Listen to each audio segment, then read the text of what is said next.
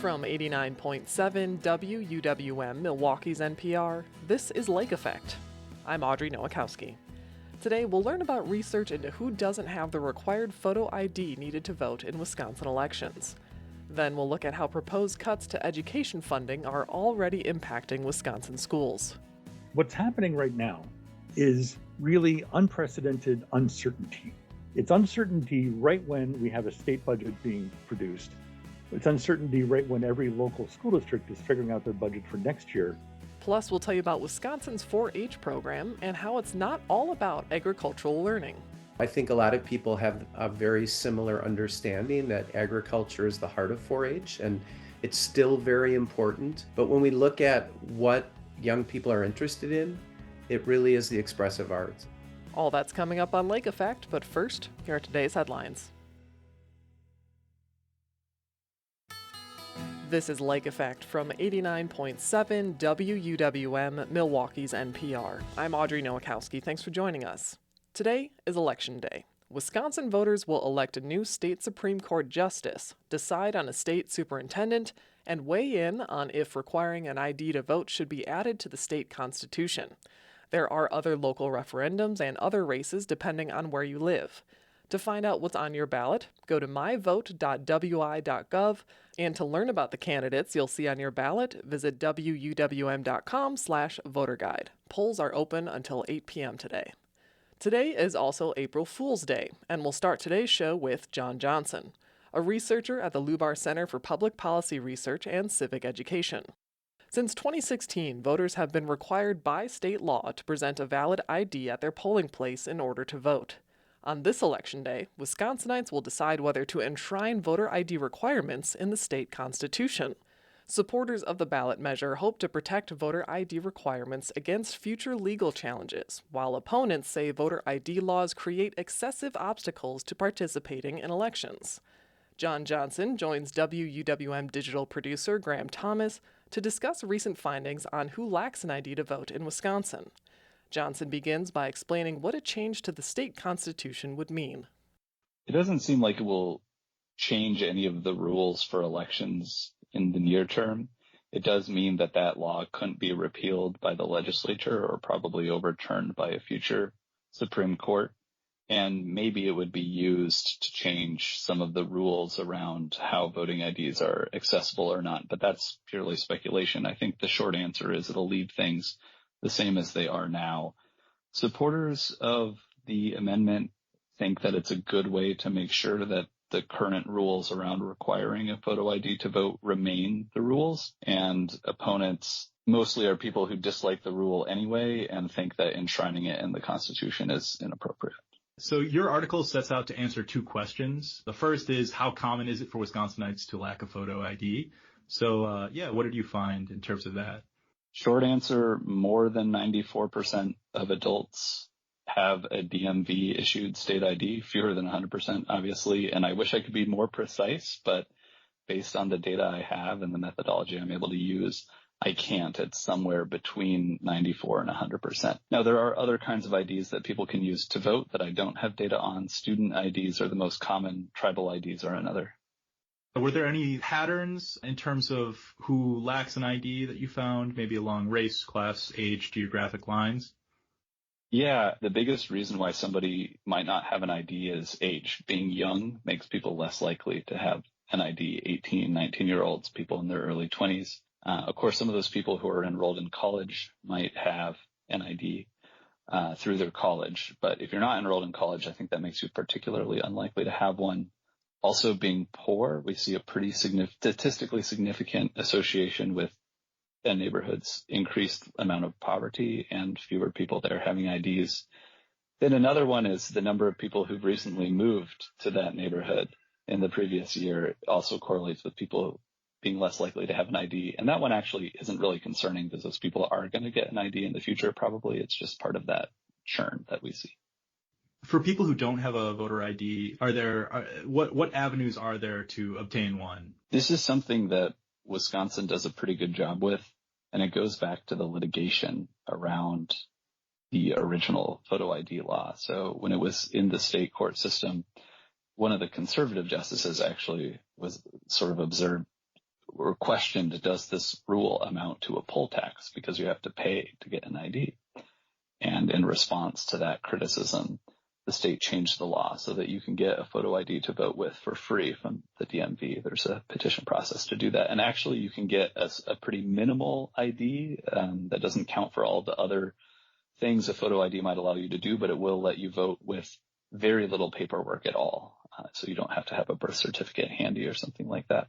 So if you're listening to this and you don't have a photo ID and you feel like it might be onerous for you to get one, I encourage you to go check out the DMV's website. They have a helpful document explaining what you need to do to get an ID, and odds are you'll be able to if you're listening to this interview right now.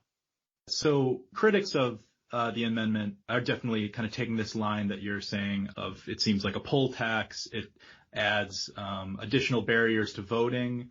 Kind of what do your findings kind of have to say with regard to that? I didn't know what I would see when I began this project. I just realized that no one had really looked into it that I could find since the litigation about a decade ago. And I was gratified to discover that really most people do have IDs. It's the vast majority of the population. The people who don't have IDs mostly seem like they're young people who are going to get an ID. They just haven't yet. And then we do have this nagging issue of poverty, which could be, when you do the math, maybe 2% of adults, 2.5% of adults in the state might be people who are in poverty and lack an ID. But in general, I think what we've seen since the law went into effect requiring photo IDs to vote is that the share of the population who has an ID has gone up a lot. And that's a good thing. That's something we should celebrate. I think it speaks to the efforts organizations have made to help people get IDs and the efforts that the DMV has made to make the legal process accessible to as many people as it can be. The thing I think about with this is if you're someone who lacks a photo ID, that makes your life more difficult every day of every year, not just on election day. I think not being able to vote might be the least of your worries if you lack a photo ID. And so helping everyone who's eligible for one get one is just a good thing to do. Is there any debate around how do we make it easier for people to get them in the first place? Like, I guess maybe people would ask, might ask, okay, if you're going to make this requirement, we want to see effort to continue to make it easier to get a voter ID. Right. There are some states that listeners may have heard of that make their photo ID laws really quite onerous. So they'll do things like allow you to vote with a firearm registration card, but not a student ID or something like that. And so in the universe of photo ID requirements among the various states that have them, Wisconsin's is less onerous than some. It's easier to get an ID here, and more IDs allow you to vote. And so, those are all good things. And some opponents of this amendment that I've heard worry that somehow by putting this in the state constitution, it would maybe chip away at some of those things that make our photo ID law relatively accessible. Any other findings? Any things of note? Yeah, I mentioned this. So the way I did this is I had the count of everyone in each age group who has a photo ID issued by the DMV. And then at the tract level, I did a comparison to the number of adults in each tract and controlled for a bunch of different demographic variables from the Census Bureau. And that's where those statistics I was sharing about how young people and poor people are less likely to have IDs comes from.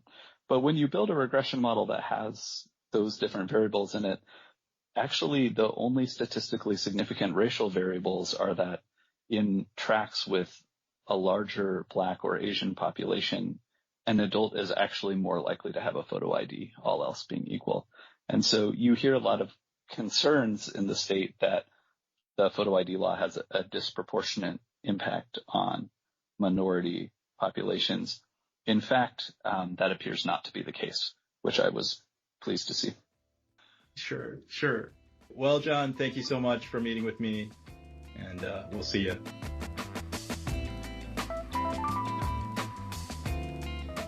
John Johnson is a researcher at the Lubar Center for Public Policy Research and Civic Education. He spoke with WUWM digital producer Graham Thomas.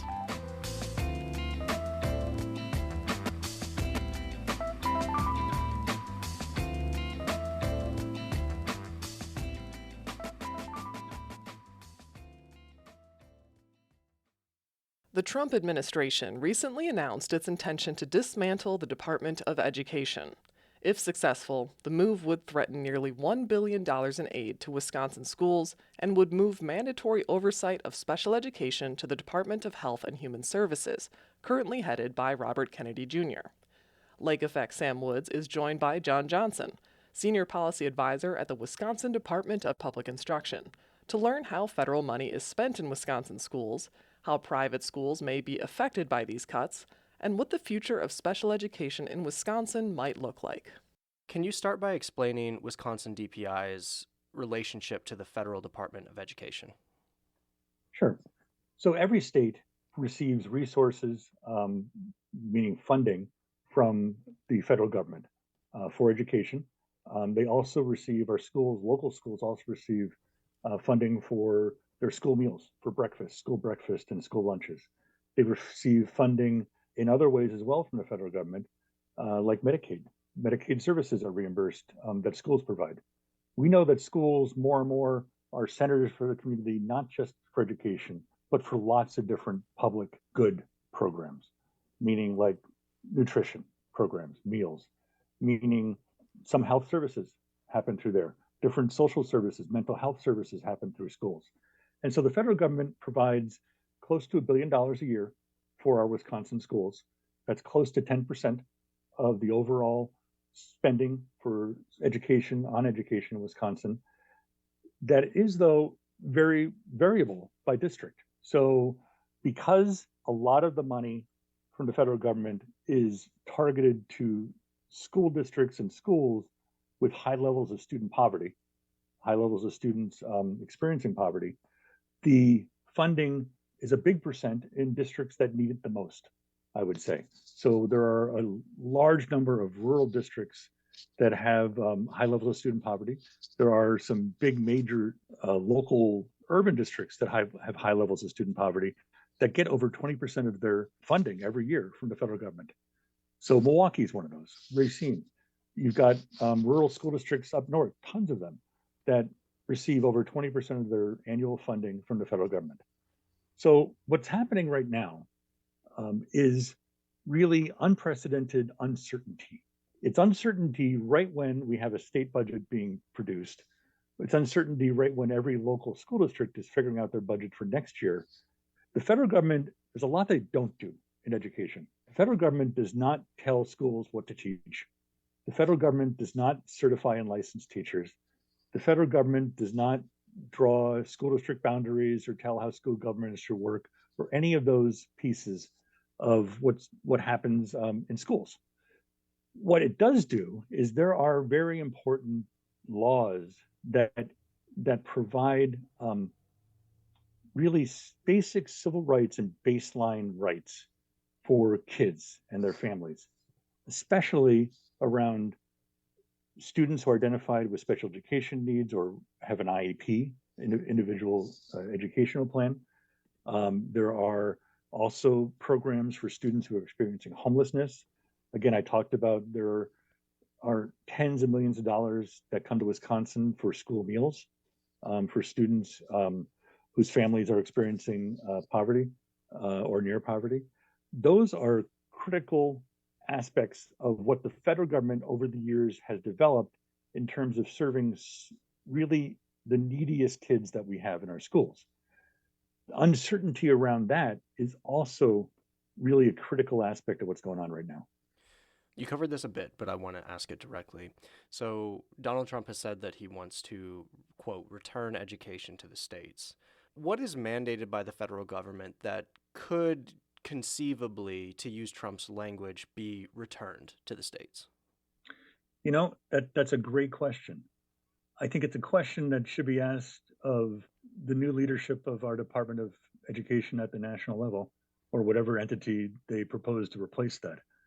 I don't have that answer. I don't think that's part of this whole uncertainty is you're talking about all of these really important things that are important for kids and families.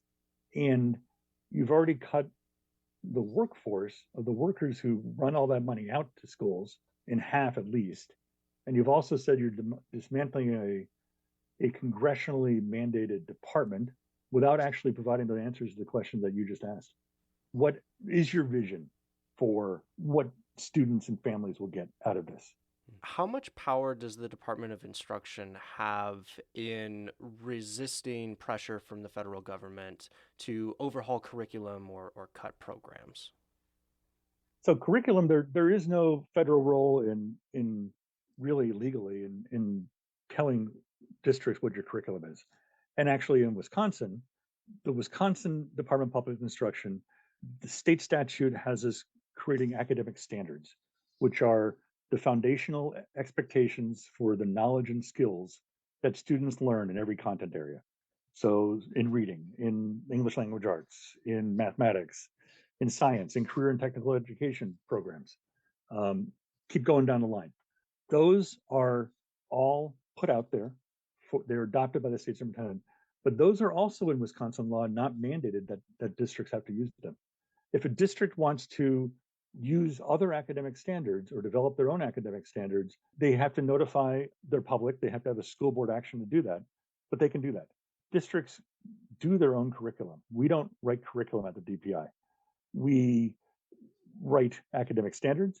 We give out resources around how you could sequence a course around, let's say, government. We did this in government and civics education in the last couple of years, where State Superintendent Underly had the department share out a kindergarten through 12th grade sequence of how you could teach civics education across grades. Um, that's not curriculum though. Local school districts in Wisconsin do that. There is really no federal role in mandating curriculum. So the current state superintendent has said Wisconsin funds two systems of schools, one public and one private. But what does that look like on the ground? So Wisconsin has had a school voucher program for close to 40 years at this point. And it has expanded a lot in the last 15 years, where it became statewide.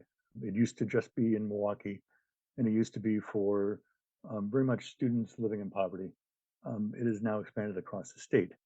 And what the point is of saying that is, and this is actually quoting and paraphrasing former State Senator Ellis, who, when they were initially talking about expanding vouchers statewide, talked about funding two systems. At the state level, we have had many years where funding has been stagnant for our local public schools or has gone up by less than inflation. And at the same time, the funding for vouchers for students going to private schools is always fully funded at the state level. The state also changed the way it's funded, that for school districts outside Milwaukee, it is a hit on local property taxpayers. So local property taxpayers pay to send the students to private schools. We know that, and this is data that's out there, that as the program expanded, most of the students who started taking the vouchers had already been attending private schools by their own family means, by their families paying tuition. So the state replaced something that had been privately funded by something that is funded at the state level. And so when you think about funding for two systems, in Wisconsin, we already struggle to fund our local public schools, which is one system, and you've added on tens of millions of dollars every year of additional expenses for private schools. And most of the private schools are religious schools. The other piece of that is there's not the same level of accountability in many of these situations, and they don't have to follow a lot of the state laws or especially federal laws, like for instance mandating special education services or mandating services for English learners. So the more that the private schools have expanded with the vouchers funding students, at times we see that students who receive special education services are in the local public schools because the private schools aren't set up for those. So that's really, and it's Dr. Underly, but before her, State Superintendent Evers would talk about this, State Superintendent Burmaster would talk about this, State Superintendent Benson would talk about this. It goes back decades that we have been expanding, paying for private schools and private religious schools with state money and local taxpayer money at the same time that we struggle to fund our local public schools. So you mentioned that private schools don't have to follow certain federal requirements, for instance, regarding special education. So I have a bit of a double-barrel question for you. One, what federal requirements do these private schools have to follow? And is the voucher program affected at all by these Department of Education cuts? It's a good question. Our local private schools that participate in the U.S. Agriculture Department school meals programs, they could lose funding there. There is a federal program that provides funding. It's called Title II. It provides funding for teacher training. Sometimes it's used for lower class sizes and other things like that. That is something that there's an equitable distribution of those funds to local private schools, which they could lose that. You mentioned special education. Their private schools are not covered by special education law, whether it's state or federal. So there's not funding that goes to them for that, except for there is a state level special needs voucher, it's called, or special needs school choice scholarship, which can go to a student with special needs at a private school, but the private school doesn't have to follow all the due process and all the federal mandates around and the state mandates around what the special education program looks like in terms of meeting the kids' needs.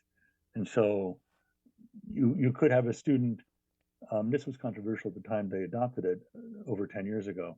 You could have a student who receives the special needs scholarship, but isn't receiving the education that they were at a public school because there's no individual plan that's mandated either by courts or by federal and state law.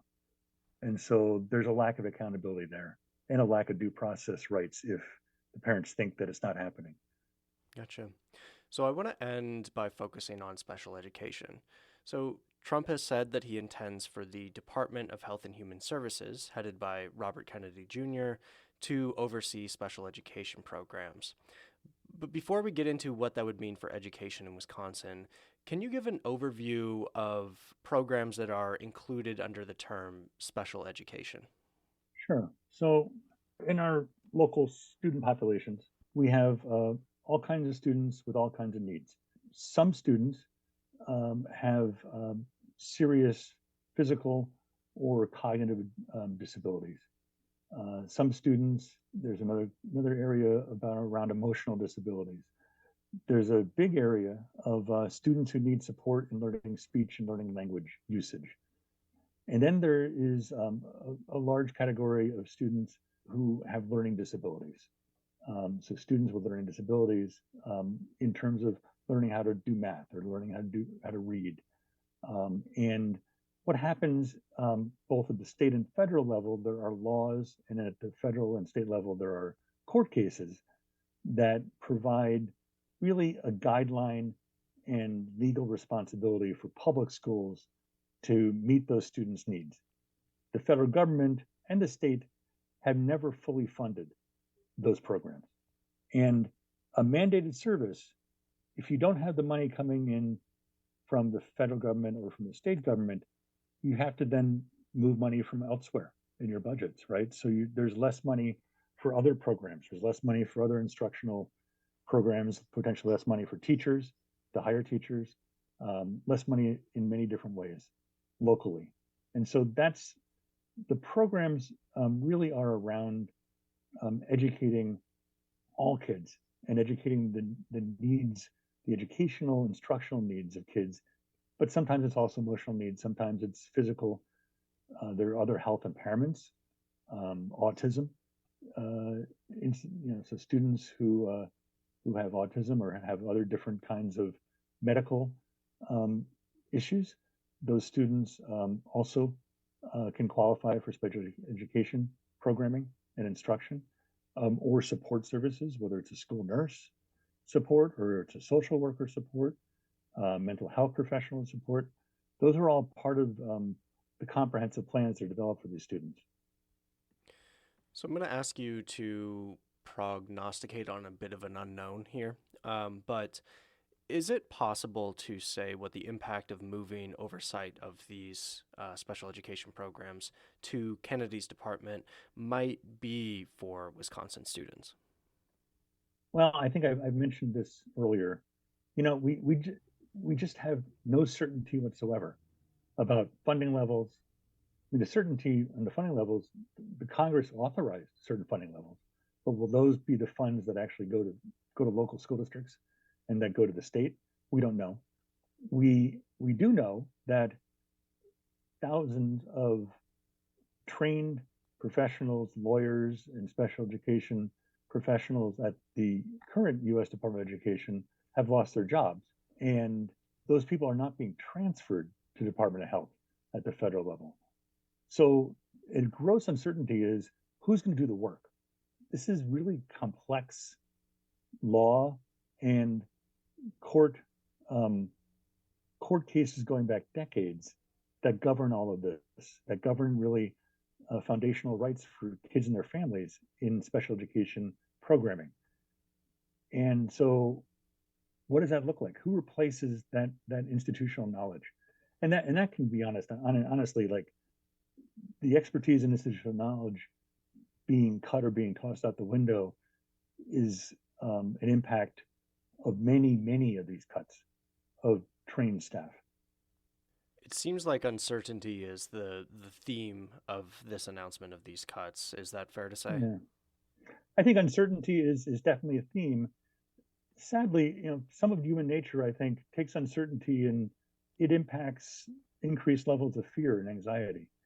And that's something that we shouldn't be pushing across the nation, across our state, is by having high levels of uncertainty and really no idea of what the real plan is for these programs, for this funding, you end up with anxiety and fear.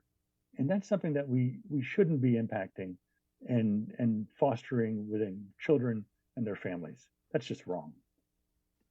Well, Dr. John Johnson, thank you so much for joining me on Lake Effect. I appreciate your time. Hey, always a pleasure to be on public radio.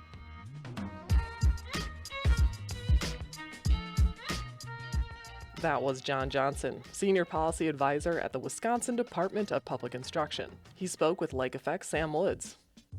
Did you know you can listen to Lake Effect as a podcast? Search for Lake Effect wherever you get your podcast to download and listen on demand. In about 15 minutes, we'll speak with Milwaukee Public Library Director Joan Johnson about boosting attendance at local branches. But first, we learn about how Wisconsin's Johnsons and Jansons have contributed to the arts both at home and abroad. That's coming up on Lake Effect on 89.7 WUWM, Milwaukee's NPR.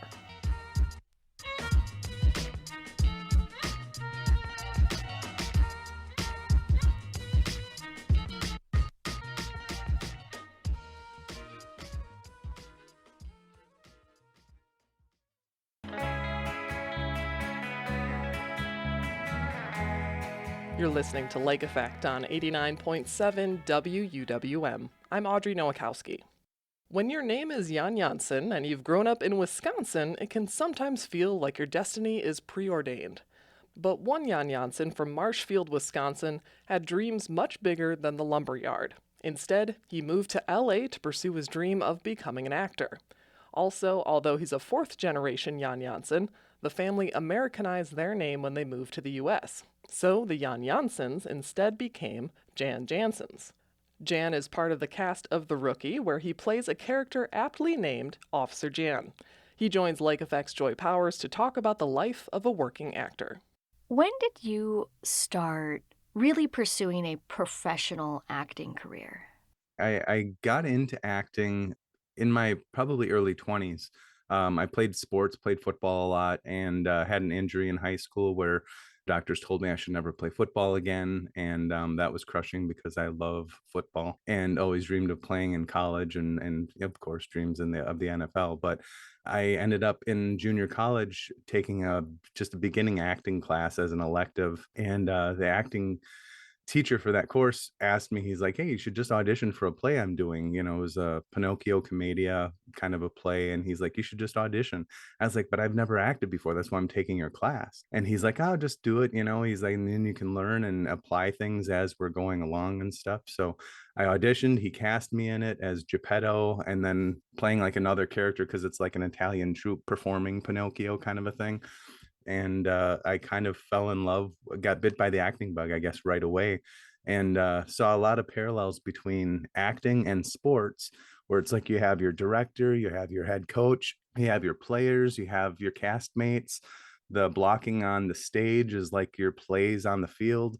You have your audience, that's like, you know, the fans in the stands, and there's just this interaction, instant interaction from when you're on stage performing, that was kind of that same adrenaline rush I got from playing football on the field. So it kind of translated for me, and that love grew like instantly. And I was, I guess, able to walk away from football because of that, and really kind of fell in love with acting.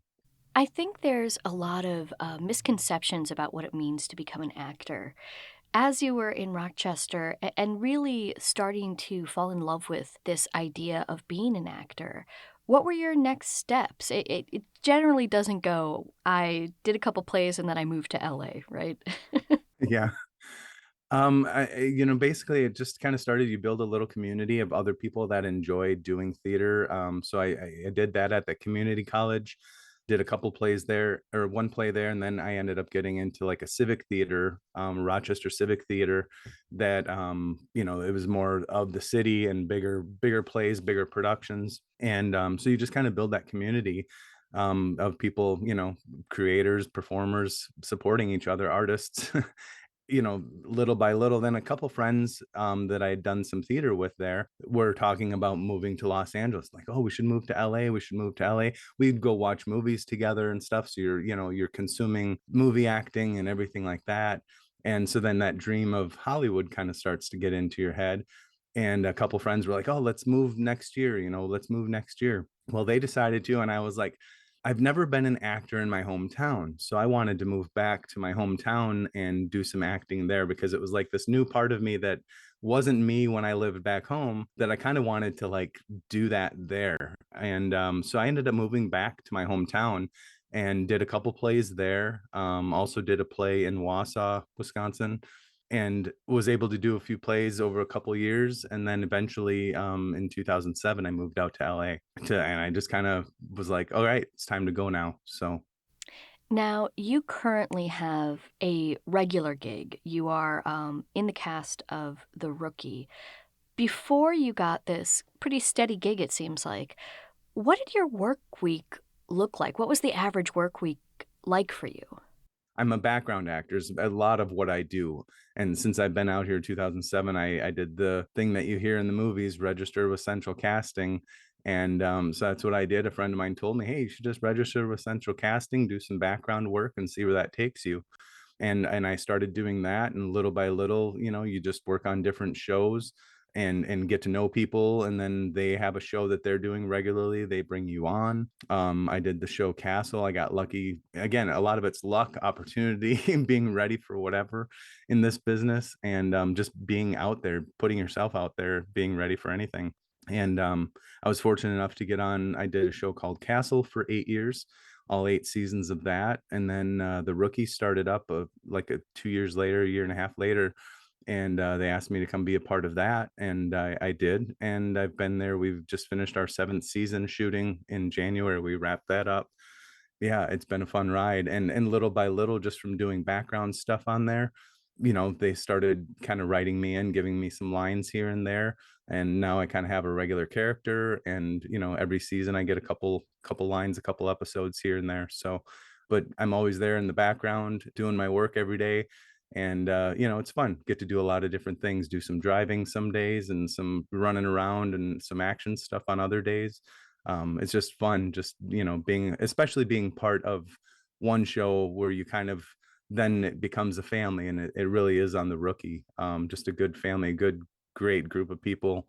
in front of the camera, behind the camera, everybody involved. It's such a great show. I'm very fortunate to be a part of that. Very nice. Now, you've talked a little bit about this, but what is your advice to people who are interested in this kind of career, and might have different expectations of what that might mean for them? It's hard. It's not easy. It's not an easy, it's LA is expensive, but if you love doing this and you want to do it, just start doing it, I guess. If you're in Wisconsin and you want to make things, there's other people in Wisconsin that want to make films and be creative and do those things too. Reach out to people in your community. Start small. You don't have to move out to LA to make stuff.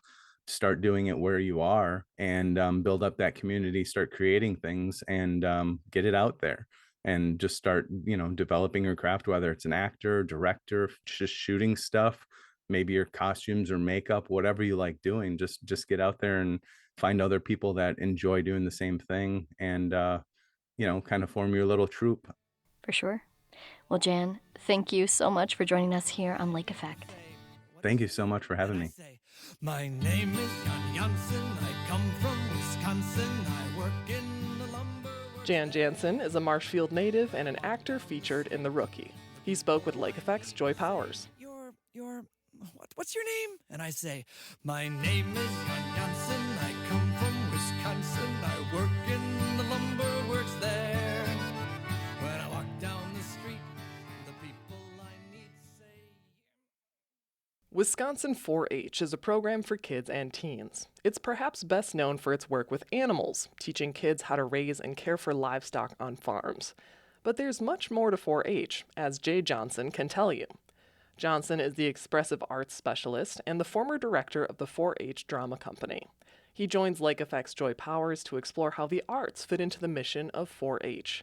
Johnson begins by describing what expressive arts entails. The expressive arts, it's actually pretty prescriptive. And so when we talk about expressive arts, it is visual arts, which that makes sense. It's also theater, the performing arts. It's digital media, so that's an expressive art, music. And so when we think about it, it's really those very traditional forms of art that we think about. Now, I think a lot of people associate 4 H with things like animal husbandry or agriculture more generally. But of course, there's a lot more that's included inside of 4 H. How do the expressive arts fit into this organization? Yes, that's a great question. So the expressive arts are the largest project areas in 4-H in Wisconsin. And so I think a lot of people have a very similar understanding that agriculture is the heart of 4-H and it's still very important. But when we look at what young people are interested in, it really is the expressive arts.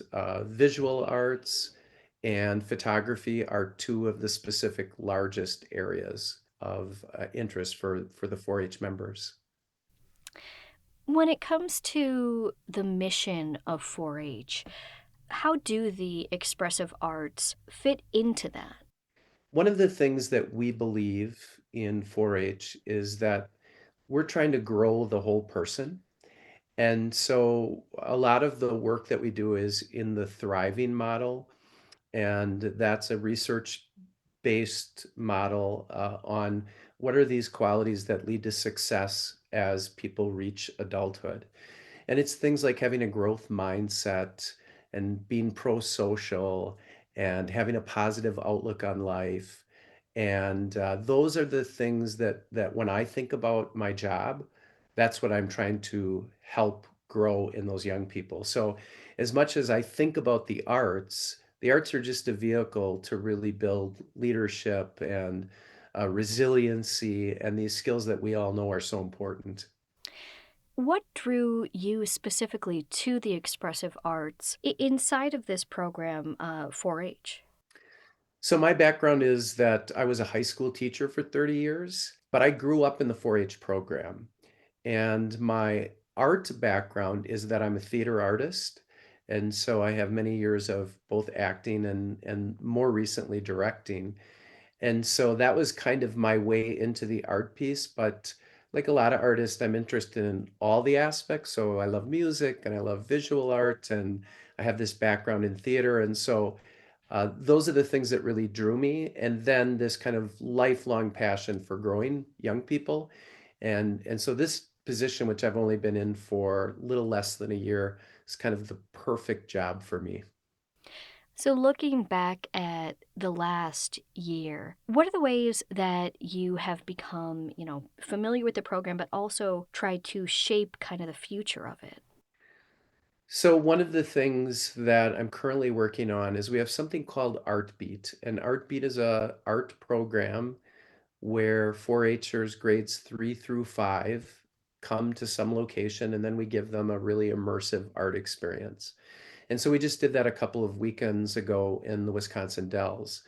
But as I think about the future, what I'd like to do is I'd like to try to bring that a little closer to some of our urban centers and increase access. And so that's really one of the things I'm thinking about is how do I take some of those young people that are living in that urban area and make it easy for them to participate in the activities that we run. So as I think to the future, um, I'm going to use the foundation that we already have for Artbeat and develop something that's a little different and hopefully reaches new and different audiences. Hmm, interesting. Right now, would you say that the vast majority of the program is in the more rural or exurban areas of the state? Yes. So 4-H currently has a presence in 71 of the 72 counties. So, it is in Milwaukee County and it is in Ozaukee County, but we do draw a lot on those kind of traditional rural counties. And I think that when you think about the typical 4-Her, a lot of them are what I would call a legacy 4-Her. So mom and dad were 4-Hers, grandparents were 4-Hers, and so when we think about the future, we're really trying to think about how do we access some of those groups that just they haven't had an experience with 4-H like a lot of the current members.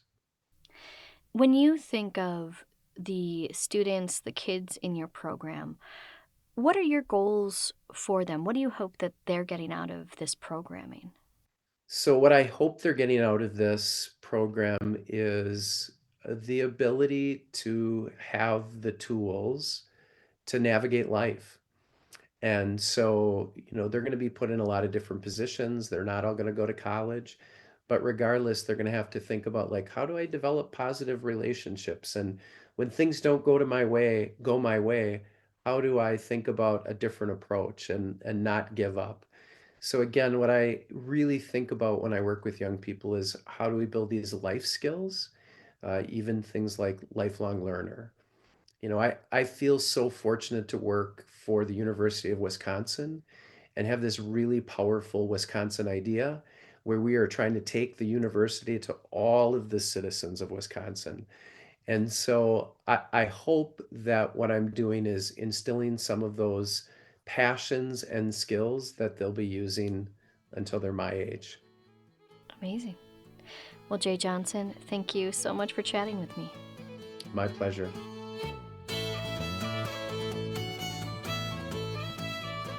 Jay Johnson is the expressive arts specialist for 4-H Wisconsin. He spoke with Lake Effect's Joy Powers. We've got a new season of Bubbler Talk going, and we need some new questions from you. Something like, why do so many people named John Johnson come from Wisconsin? Submit your questions about the Milwaukee area at wuwm.com. We'll take one more break, and when we come back, the director of Milwaukee's Public Libraries, Joan Johnson, will share more about the resources the library has to offer. Keep listening to Lake Effect on WUWM.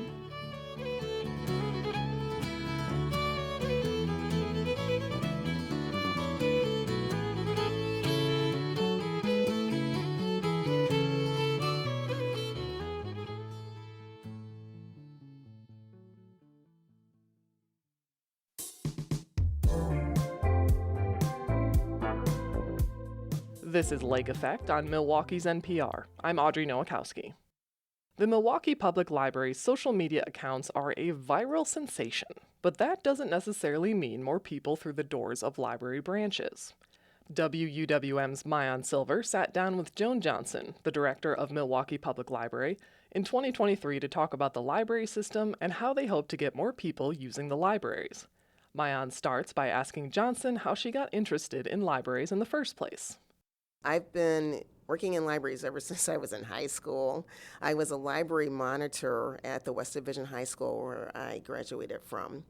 And it was such a great way to get out of being in homeroom every day because I got to go to the library instead and do fun things like deliver magazines to classes and then hang out with the other library monitors and spend time with one of my favorite people in the whole world who was the librarian at the time, who was our mentor. What's your favorite thing about a library, any library, like the best part about it? I love just being in a place where there's all this possibility because you're in a building that has literally millions of books on hundreds of thousands of topics. Any one of them could be in your hands by the time you leave the building. And there's often multiple programs going on, and you can meet people who are enjoying the same program or bump into someone that you know that you haven't seen for a long time. It's just a place where there's so much potential for all kinds of different things to happen. So I just like the air of possibility. Is the social media going viral and the positive spotlight and the fun, openness and creativity, is that a contributor? So many of our followers are not even local, but I think it's definitely going to help increase the things that do help increase the visitor count are really activating our spaces, which we do on a regular basis. Our staff all over the system are doing really, I think, compelling and amazing programming for all ages and covering all different types of literacies and subjects and topics. On a daily basis, there's something happening that's in person in every building. So those kinds of things are very compelling, I think, for a lot of our users. That will help get people through the door. And when we have people coming in to pick up materials, like the collections never really were reduced. So we have amazing materials on all subjects for researchers and recreational readers who want to come in to pick up their materials. Some people just come in, pick up their holds, and leave.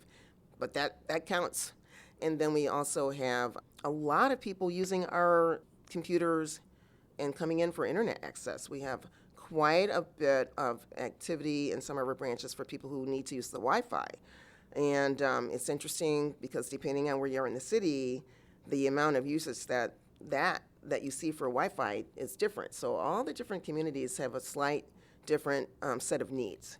So we have a lot of people coming in and using the Wi-Fi, so that helps get people through the door. Not everybody knows we have all of these resources, so we have been doing a lot, making a lot of effort to get the word out about all of the resources and services that are happening on a regular basis, and that will help. Nice. So if you're measuring success, like why is patrons in the door so important for a library, and for the library system? And are there other measures of success, or is that like the gold standard? It's such a great return on investment because we invest a lot in these buildings, and if we don't need or want to interact with people in person, then why invest in new facilities? The facilities really support the programs and services that we're putting, that we're delivering. There's a lot more dynamism when you're working with people in person than when you're seeing them virtually.